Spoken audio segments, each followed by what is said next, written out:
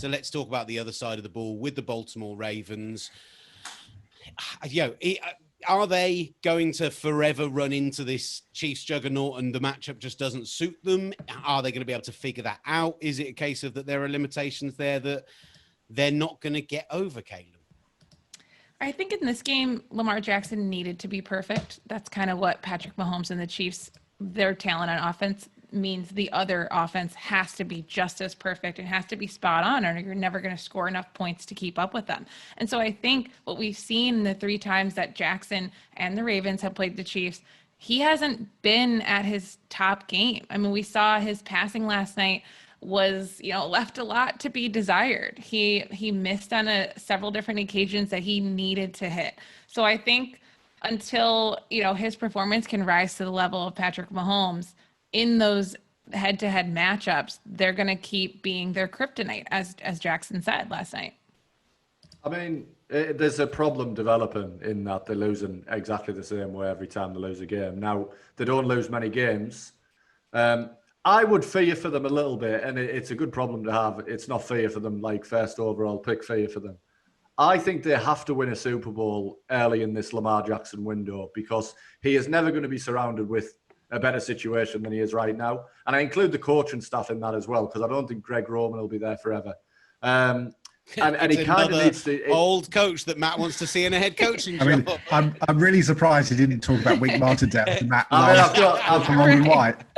I've got some criticisms for Wink upcoming, but ultimately, it's a problem. I mean, it just is. And, it's the best teams are able to win in multiple different ways. The Ravens are not that team. They can win one way.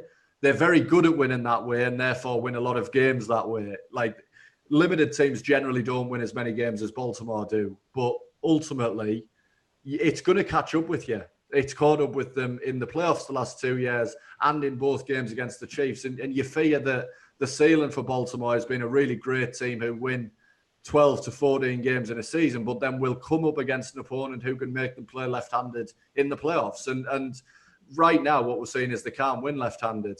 I thought their game plan was diabolical on defense. And I say that with all the love in the world for Wink Martindale. How you could watch that Chiefs game, the Chargers game last week, whereby they almost never sent the blitz and have the game plan that they had in the first half is just beyond me. I mean, I don't understand the logic. Analytics don't support it. Film doesn't support it. So I thought they got that badly wrong. And that's disappointing from a coaching staff who I have a huge amount of respect for and actually think in terms of game planning are as good as anybody out there. And John Harbaugh has been for a number of years. So they got the game plan badly wrong and Patrick Mahomes will always punish that. I'll just add that great offense beats great defense all the time for me because of the way that the rules have changed for defenders, because of the speed and the systems that we're seeing on offense, the integration more and more of, you go back 5 years and you look at the trepidation about introducing college systems into the NFL. Now look at, where we are.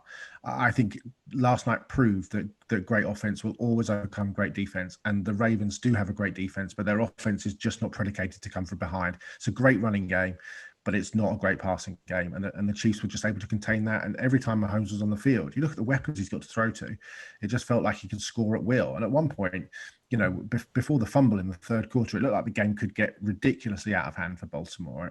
And it's nothing to do with how good or bad a team they are. They're clearly a very good team. They just match up so poorly because the Chiefs offense is just significantly better.